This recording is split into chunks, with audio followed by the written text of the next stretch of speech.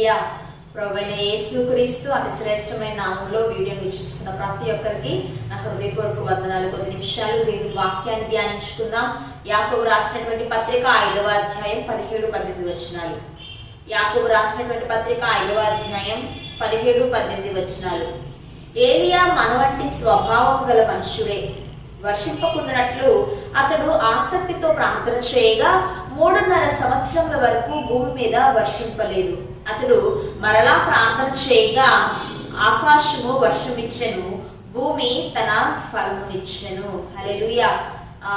మన ప్రసంగం అంశం దేవుని సన్నిధిలో ప్రార్థించే వారిగా ఉండాలి. ఈరోజు మన ప్రసంగం అంశం దేవుని సన్నిధిలో ప్రార్థించే వారిగా ఉండాలి. ప్రార్థన ఎందుకు చేయాలి, లేదా ప్రార్థన చేయడం వలన ప్రయోజనాలు ఏంటి అనే అంశాన్ని రోజు మనం ధ్యానించబద్ధులమై ఉన్నాము. ఏలియా గురించి రాస్తున్నారు యాకోబు భక్తుడు. ఏమనంటే, ఏలియా మన వంటి స్వభావం గల మనుష్యుడే అయినప్పటికీ అతడు ఎలా ప్రార్థన చేశాడంటే ఆసక్తితో ప్రార్థన చేశాడంట. మన వంటి స్వభావం అంటే ఎలాంటి స్వభావం అయ్యా అంటే చాలా పిరుకువాడు లేదా భయస్థుడు అని చెప్పుకోవచ్చు. ఏదైనా సమస్య రాగానే, ఏదైనా కష్టం రాగానే, లేదా ఎవరైనా బెదిరించగానే వెంటనే భయపడేటువంటి స్వభావం కలిగిన వాడే. మన వంటి స్వభావం అంటే మనం కూడా ఏదైనా మనకి శక్తికి మించిన సమస్య రాగానే ఎలా భయపడిపోతాము, ఎలా బెంబేలు చెందుతాము, ఎలాగా ఏదైనా సమస్య తట్టుకోలేని సమస్య రాగానే అయ్యాన్ని మరణిస్తే బాగుండు, నేను చచ్చిపోయి ఉంటే ఈరోజు సమస్య నాకు వచ్చేది కాదు కదా అని మనం ఎలా అయితే ఆలోచిస్తామో అలాంటి ఆలోచన కలిగిన వ్యక్తే ఏలియా కూడా. అందుకే యాకోబు భక్తుడు చాలా చక్కగా రాస్తూ ఉన్నాడు, ఏలియా మన వంటి స్వభావం కలిగిన వాడే. అతను ఏదో ధైర్యశాలి కాదు, ఏ సమస్య వచ్చినా సరే ఎదుర్కొనే అంతటువంటి శక్తి సామర్థ్యాలు అతనికి లేవు. ఎలాంటి సందర్భంలోనైనా దేవుని కోసం ధీటుగా నిలబడతాను, నా ప్రాణాన్ని దేవుని కొరకు అర్పిస్తాను అనేటువంటి ధైర్యం కలిగిన వ్యక్తి కానే కాదు. తను భయస్థుడు, పిరికివాడు అని ఇండైరెక్ట్ గా రాస్తున్నాడు. ఎందుకంటే మనం కూడా అలాగే ఉంటూ ఉంటాం. ఏదైనా సందర్భం రాగానే, ఏదైనా ప్రతికూలమైన పరిస్థితులు రాగానే, కొద్దిగా అనారోగ్యం రాగానే, ఆర్థిక ఇబ్బందులు రాగానే, లేదంటే ఎవరైనా మనం చేయిని తప్పుకు నిందలు వేస్తూ ఉండగా మనకు వెంటనే కోపం వస్తుంది. లేదు, అవతల వాళ్ళు మనం బెదిరించగానే మనం ఏం చేస్తాం, భయపడిపోతాం. మనకన్నా ఉన్నత స్థానంలో ఉన్నటువంటి వారు, మనకన్నా ఉన్నత స్థానంలో లేదా అధికారులుగా ఉన్నటువంటి వారు మనల్ని బెదిరించగానే, మనం భయపెట్టగానే మనం ఏమంటాం, అమ్మో వారితో మనం పెట్టుకోకూడదు, మన స్థాయికి తగిన వారు కాదు, వారు చాలా గొప్ప స్థాయి కలిగిన వారు, వారితో మనం తాడలేము అని వెంటనే భయం చెందుతూ ఉంటాం. అలాంటి స్వభావమే ఏలియా కూడా. సందర్భాన్ని బట్టి భయపడేవాడు, పిరికివాడు. ఏదైనా సమస్య వస్తే ధైర్యంగా దాన్ని ఎదుర్కొనలేక నేను మరణిస్తే బాగుండు అని ప్రార్థించిన అలాంటి వ్యక్తి ఏలియా. అంత భయస్థుడైనటువంటి ఏలియా ప్రార్థించడం ప్రారంభించాడట. ఎలా ప్రార్థించాడంటే ఆసక్తితో ప్రార్థించాడట. ఆసక్తితో ప్రార్థించగానే 3.5 సంవత్సరాలు ఏమైపోయిందంటే వర్షం ఆగిపోయింది. మనం అనుకుంటూ ఉంటాము, ఏలియా ప్రార్థిస్తేనే దేవుడు కార్యం చేస్తాడయ్యా అని. ప్రార్థన చేస్తే దేవుడు కార్యం చేయడు, ఆయన భక్తుడు కదా, ఆయన కాబట్టి దేవుడు చేస్తాడు, నాకు చెయ్యడు అని మనం అనుకుంటూ ఉంటాం. అందుకే చాలా చక్కగా రాశాడు, మన వంటి స్వభావం, మనలాంటి స్వభావమే. ఆయన ఏమాత్రం కూడా పైనుంచి దిగి వచ్చిన వాడు కాదు, మనలా మానవుడుగా పుట్టినవాడే, మనలా చంచలమైనటువంటి మనస్తత్వం కలిగిన వాడే. కానీ ప్రార్థన చేస్తూ ఉన్నాడు. అతని స్వభావం ఎలాంటిదైనా, మునుపు అతని పరిస్థితి వేరు, ముందు అతని స్వభావం వేరు, ముందు ఉన్న అతనికి ఉన్న స్థితిగతులు వేరు, ముందు అతనికి ఉన్న ఆలోచనలు వేరు. కానీ ప్రార్థిస్తూ ఉన్నాడు. ప్రార్థన చేసే దగ్గర అలసత్వం చూపించట్లేదు, ప్రార్థన చేసే దగ్గర అపనమ్మకం చూపించట్లేదు, ప్రార్థన చేసే దగ్గర అవిశ్వాసం చూపించట్లేదు, ఆసక్తిగా ప్రార్థన చేస్తూ ఉన్నాడు. తను ఎంత పిరికివాడైనప్పటికీ, తను ఎంత భయస్థుడైనప్పటికీ అవన్నీ తన ఆలోచనలో లేదు. ఆ ప్రార్థించే సందర్భంలో ఆసక్తితో ప్రార్థన చేస్తూ ఉన్నాడు. అందుకే కార్యాన్ని తన జీవితంలో చూడగలుగుతూ వచ్చాడు. మొదటి రాజుల గ్రంథం 18వ అధ్యాయం 44-45 వచనాలు. అదిగో మనిషి చెయ్యంత చిన్న మేఘము సముద్రం నుండి పైకి ఎక్కుచున్నదనెను. అప్పుడు ఏలియా, నీవు ఆహాబు దగ్గరకు పోయి నువ్వు వెళ్లకుండా వర్షము నిన్ను ఆపకూడనట్లు నీ రథమును సిద్ధపరచుకోమని చెప్పి వారిని పంపెను. అంతలో ఆకాశము మేఘములతోనూ గాలి వానతోనూ కారు కమ్మెను, మోపైన వాన కురిసెను. 46 మాటలో ఒక మాట ఉంటుంది కదా, యెహోవా హస్తము ఏలియాను బలపరచగా. హల్లెలూయా. ఒకటి, ప్రార్థించడం వల్ల ప్రయోజనం ఏంటంటే ఆశీర్వాదాన్ని నీ కన్నులారా నువ్వు చూస్తావు. ఏలియా ఎలా ప్రార్థన చేస్తున్నాడంటే ఆసక్తితో ప్రార్థన చేస్తూ ఉన్నాడు. ఏలియా వర్షం పడకుండా ప్రార్థన చేశాడు మొదటిసారిగా. అందులో యాకోబు పత్రికలోనే చెప్తూ ఉన్నారు కదా, ఏమని చెప్తూ ఉన్నారు? యాకోబు పత్రిక 5వ అధ్యాయం 17వ వచనంలో వర్షింపకుండానట్లు అతను ప్రార్థన చేశాడంట. ఎందుకు వర్షింపకున్నట్లు ప్రార్థన చేశాడంటే, ఆహాబు అంటే యెజెబెలు రాణి యొక్క భర్త ఆహాబు రాజు గారు ఒక వ్యక్తిని చంపివేస్తూ ఉన్నాడు. ఆ చంపిన కారణాన్ని బట్టి ఏలియా ఆ ప్రాంతాన్ని లేదా ఆ దేశాన్ని శపిస్తూ వచ్చాడు, ఈ ప్రాంతంలో వర్షం పడకూడదు అని చెప్పి. అలా వర్షం పడకుండా 3.5 సంవత్సరాల పాటు వర్షం పడలేదు. మళ్ళీ ఆహాబు రాజు గాని వీళ్ళందరూ కూడా వచ్చి ఏలియా అంటూ ఉన్నారు, నీ వల్లనే మా ప్రాంతంలో పంటలు లేవు. నువ్వు ఎప్పుడైతే శపిస్తూ వచ్చావో, నువ్వు ఎప్పుడైతే వర్షం పడకూడదని ప్రార్థిస్తూ వచ్చావో అప్పటి నుంచి మా ప్రాంతాల్లో వర్షాలు అనేది లేదయ్యా, కరువు సంభవిస్తూ ఉంది, తినడానికి సరైన ఆహారం లేదు అని ఏలియా దగ్గర మాట్లాడుతున్నప్పుడు ఏలియా ప్రార్థన చేయడం ఆరంభిస్తున్నాడు. దేనికోసం అంటే తన దేశం లేదా తన ప్రాంతం, తన దేశ వాసులు కరువుతోటి బాధపడుతూ ఉంటే తను చూడలేకపోతున్నాడు. చేసింది అహాబు రాజు తప్పు, దానివల్ల దేశం అంతా ఇబ్బంది పడుతూ ఉంది కదా. అందుకని ప్రార్థన చేయడం ఆరంభిస్తున్నాడు. ప్రార్థన చేస్తున్నాడు, ప్రభువా నువ్వు వర్షాన్ని పంపించు నాయన, ప్రభువా నువ్వు వర్షాన్ని పంపించు నాయన అని ప్రార్థన చేస్తా ఉన్నాడు. ప్రార్థన చేస్తున్నాడు కానీ ఎలాంటి ఫలితం అనేది అక్కడ కనిపించడం లేదు. వెంటనే ఒక శిష్యుడు చెప్తూ ఉన్నాడు, నువ్వు వెళ్ళి చూడు, ఏమైనా మేఘాలు వచ్చాయా, ఏమైనా మబ్బులు వస్తున్నాయా, నువ్వు చూడు అని చెప్తూ ఉంటే, మీరు 18వ అధ్యాయం 43-44 వచనాలు ఒకసారి చదువుకోండి, మీకు అక్కడ క్లియర్ గా రాస్తూ ఉన్నారు. ఏంటంటే వెంటనే ఏలియా ప్రవక్త చెప్తుంటే ఆ మనిషి వెళ్తున్నాడు, చూస్తున్నాడు, అయ్యా మేఘాలేమి రాలేదు, మబ్బులేమి రాలేదు, ఉరుములేమి రాలేదు అని మళ్ళా వెనక్కి వచ్చేస్తూ ఉన్నాడు. అలా 6 సార్లు పంపిస్తూ ఉన్నాడు ఏలియా భక్తుడు. ఆ వ్యక్తిని చూస్తున్నాడు కానీ ఏమాత్రం ప్రయోజనం లేదు. 6 సార్లు వెళ్ళాడు, 6 సార్లు నిరుత్సాహంతోనే వచ్చాడు. అయ్యా నువ్వైతే చెప్తున్నావు వర్షం పడుతుందని, కానీ అక్కడ మబ్బు గాని కారు మేఘాలు గాని ఏమీ లేవయ్యా అని మరలా వచ్చి ఆ వ్యక్తి చెప్తూ ఉన్నాడు. మరలా ప్రార్థన చేస్తున్నాడు ఏలియా. మరలా ప్రార్థన చేసి, ఇప్పుడు వెళ్ళి నువ్వు చూడు. ఏం చేయాలి? ఇప్పుడు వెళ్ళి నువ్వు చూడు, కార్యం జరుగుతున్నాను. కానీ 7వసారి మనిషి వెళ్తే అప్పుడు చెప్తున్నాడు, మనిషి హస్తము వంటి ఒక మేఘం వస్తుందంట. అందులో మనిషి చెయ్యంత చిన్న మేఘం, అదేమి పెద్ద మేఘం కాదు, చాలా చిన్న మేఘం వస్తుంది.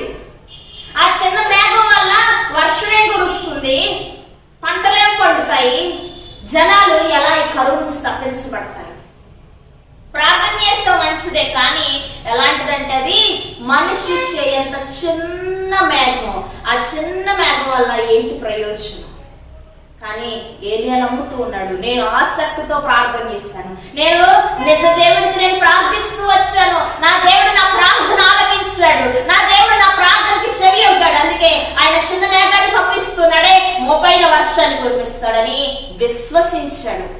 తన ప్రార్థనను బట్టి దేవుడు ఖచ్చితంగా నా ప్రార్థన ఆలకించాడని నమ్మాడు. అందుకే ఊహించిన దానికన్నా నిజంగా గొప్ప వర్షం. అందులో అతను ఒక మాట ఎలా పలుకుతూ ఉన్నాడంటే, ముందుగా ప్రవచన రూపంగా పలుకుతూ ఉన్నాడు. చిన్న మేఘం వస్తుంది అంటున్నావు కదా, తొందరగా రాజుగారిని రథం ఎక్కమను, లేదంటే ఆయన వర్షం తడుచుకుంటే వెళ్ళాల్సిందే అని ప్రవచనంగా చెప్తూ ఉన్నాడు, నమ్ముతూ ఉన్నాడు, అంతగా విశ్వసించాడు. ఎందుకంటే తను ప్రార్థించింది దేవునికి. నేనైతే భయస్తుండయ్యా, నేనైతే పిరికివాడినయ్యా, ఏదైనా సమస్య రాగానే సమస్య నుంచి పారిపోయే తత్వం నాదే, కానీ నేను ప్రార్థించింది దేవునికి. ఆ దేవుడు నా జీవితంలో కార్యం చేస్తాడు, ఆ దేవుడు నా ప్రార్థన ఆలకించాడు, ఆ దేవుడి ప్రాంత వాసుల కరువుని తెచ్చుకోతూ ఉన్నాడు, మోపైన వర్షాన్ని వర్షింపజేయబోతున్నాడని ప్రార్థించిన వ్యక్తి దేవుడు విన్నాడు అని నమ్మాడు. అందుకే మోపైన వర్షం పడిందట. ఏలియాని దేవుని హస్తాన్ని బలపరిచింది. అందుకే నువ్వు ఆశీర్వాదాన్ని కన్నులారా చూస్తావు. ప్రార్థించడం వల్ల ప్రయోజనం ఏంటంటే ఆశీర్వాదాన్ని నీ కన్నులారా చూస్తావు. రెండవదిగా అపోస్తుల కార్యములు 12వ అధ్యాయం 16వ వచనం. పేతురు ఇంకనూ తట్టుచున్నందున వారు తలుపు తీసి అతన్ని చూచి విభ్రాంతి నొందిరి. 2, అసాధ్యమైన కార్యాలను సుసాధ్యం అవుతాయి. ప్రార్థన చేయడం ద్వారా ఏంటయ్యా అంటే అసాధ్యమైన కార్యాలు సుసాధ్యం అవుతాయి. లేదా నీవు విస్మయం ఉంది, లేదా విభ్రాంతి చెందేటువంటి పరిస్థితులను చూడబోతూ ఉన్నావు. ఎందుకు ఈ మాట చెప్తున్నానంటే అపోస్తుల కార్యం 12వ అధ్యాయం మొదటి నుంచి ఒక మాటలు రాయబడుతూ ఉంటాయి. పేతురు చెరసాలలో ఉంచబడ్డాడు. 5వ వచనంలో ఉంటుంది కదా, పేతురు చెరసాలలో ఉంచబడితే సంఘం అంతా కూడా అత్యాసక్తితో ప్రార్థన చేసిందంట. ఎలా ప్రార్థన చేసింది? అత్యాసక్తితో. పేతురు చెరసాలలో ఉన్నాడు కదా, మనం వెళ్ళిపోయి కోర్టుల చుట్టూ తిరుగుదాం, లేదా లాయర్ల చుట్టూ తిరుగుదాం, లేదా పోలీసుల చుట్టూ తిరుగుదాం, లేదు ఇదంతా కాదు, ఎవ్వరు చూడకుండా కళ్ళు కప్పి శుభ్రంగా చెరసాల బదులు కూడా తీసుకొచ్చేద్దాం అని వాళ్ళు ఆలోచన చేయలేదు. వాళ్ళు ఏం ఆలోచన చేస్తున్నారంటే నేను ప్రార్థన చేయాలి. ఎలా ప్రార్థన చేయాలి? సంఘమంతా కూడి, ఏకముగా కూడి అత్యాసక్తితో ప్రార్థన చేయడం ప్రారంభించారు. ఎప్పుడైతే అత్యాసక్తితో ప్రార్థన చేయడం ప్రారంభించాడో అద్భుతమైన కార్యాలు అక్కడ జరుగుతున్నాయి. దేవుడు దేవదూతను పంపించి పేతురుని ఆ చెరసాల నుంచి రాత్రికి రాత్రే తీసుకువచ్చేసాడు. తీసుకురాగానే పేతురు ఆ సంఘం వెలుపట నిలబడి తలుపు తడుతూ ఉన్నాడు. ఎందుకు? మీరందరూ ప్రార్థన చేస్తున్నారు కదా బాబు, నేను వచ్చాను అని చెప్పడం బాబు తలుపు తడుతూ ఉన్నారు. మీరందరూ అనుకుంటున్నారు కదా ఎవరో వచ్చి ఉంటారులే అనుకుంటున్నారు. లేదు, తలుపు దగ్గరికి వచ్చిన పేతురు అయ్యి ఉంటారు. ఆయన ఎక్కడ ఉన్నారు? చెరసాల్లో ఉన్నారు. చెరసాల్లో ఉన్న వ్యక్తి ఇలా రావడం ఎలా సాధ్యమవుతుందయ్యా? కాబట్టి ఆయన ఇక్కడ లేరు అని చెప్పేసి మరలా ప్రార్థన చేసుకుంటున్నారు. ఆయన మరలా తలుపు తడుతూ ఉన్నాడు.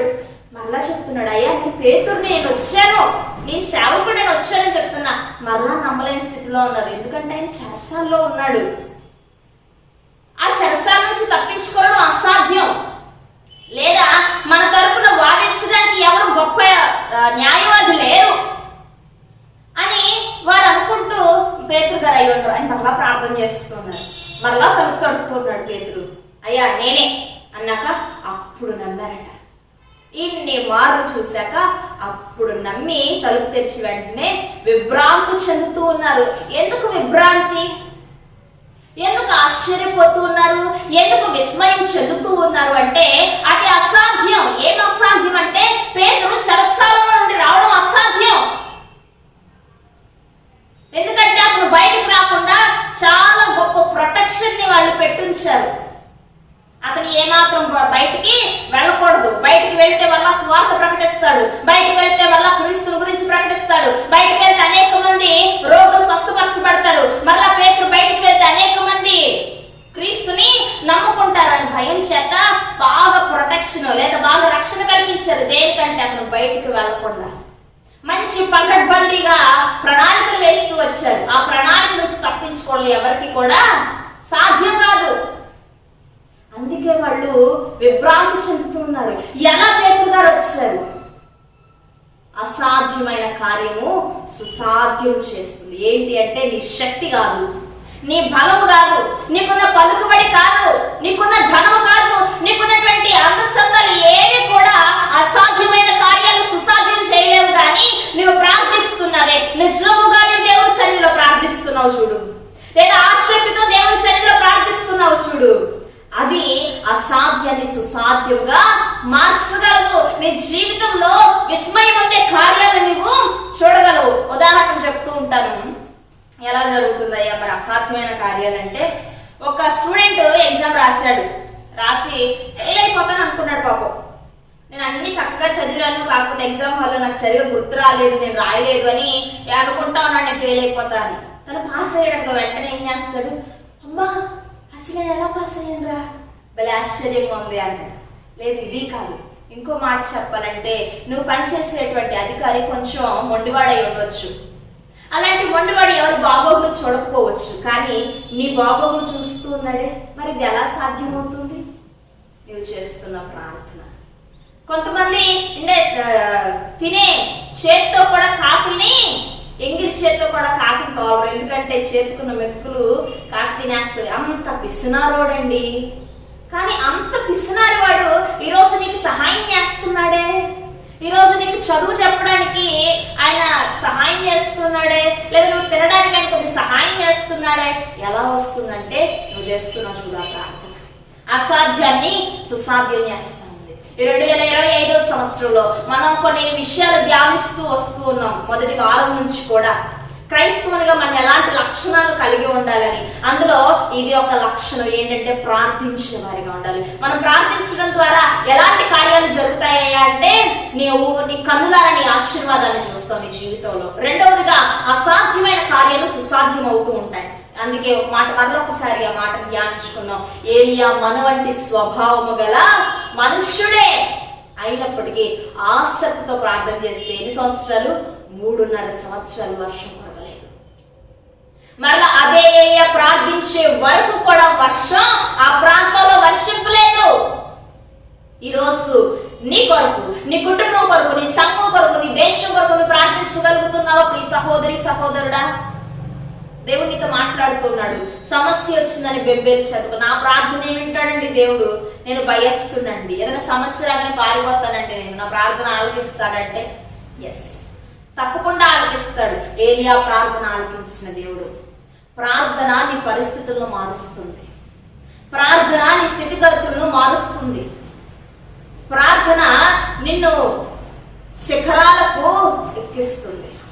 ఏలియా ఎప్పుడైతే ప్రార్థన ఆరంభిస్తూ వచ్చాడో, ప్రార్థన అంటే మనల్ని పాపం చేయనివ్వదు. ఒక్కసారి ప్రార్థన చేయడం ఆరంభించు, పాపం చేయాలన్న ఆలోచన నీకు రాదు. ప్రార్థన ప్రార్థన ప్రార్థన కంటిన్యూ ప్రార్థన చేస్తూ ఉంటావు, దేవునికి చేరువలో ఉంటావు. ఏలియా ప్రార్థన చేయడం ఆరంభించాడు. తను మనలాంటి స్వభావమే, కానీ ప్రార్థన చేయడం ఆరంభించాడు. కార్యాలను చూడడం ఆరంభించాడు. ఆశీర్వాదాలను చూడడం ఆరంభించాడు. అసాధ్యమైన కార్యాలు సుసాధ్యం జరగడం ప్రార్థన ద్వారా తను నేర్చుకున్నాడు. అందుకే ఆ తర్వాత ఎంత మాత్రం కూడా వెనుతిరిగి చూడలేదు, ఎంత మాత్రం కూడా ప్రార్థన నుంచి వెడలిపోలేదు. ప్రార్థన చేస్తూనే ముందుకు సాగాడు. అందుకే మరణం చూడకుండా అగ్ని రంగుల మీద కొనిపోబడ్డాడు. ఈరోజు ఇప్పటి వరకు నువ్వు ప్రార్థించలేదేమో, ఇక్కడ నుంచి ప్రార్థించు. ప్రార్థన పాపం నుంచి మనల్ని దూరంగా ఉంచుతుంది, శాపం నుంచి మనల్ని దూరంగా ఉంచుతుంది, మన జీవితాలని ఫలభరితంగా మార్చుతుంది. ప్రార్థన చేసుకుందాం. పరలోకమందున మా తండ్రి, పరిశుద్ధాత్మ దేవా, నీ నామానికి వందనాలు స్తుతులు చెల్లిస్తూ ఉన్నాం నాయన. గడిచిన దినములని మమ్మల్ని కాచి కాపాడి నీ బలిష్టమైన రెక్కల కింద భద్రపరిచిన విధానాన్ని బట్టి నీకు వందనాలు.